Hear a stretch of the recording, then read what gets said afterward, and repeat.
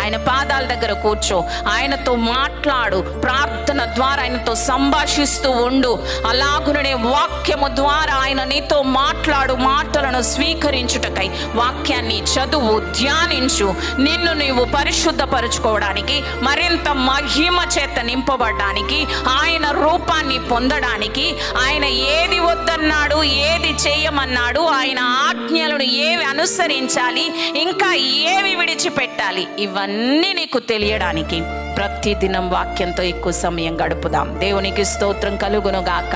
హల్లెలూయా, హల్లెలూయా. మరియా ఉత్తమమైన దాన్ని ఏర్పరచుకుందంట.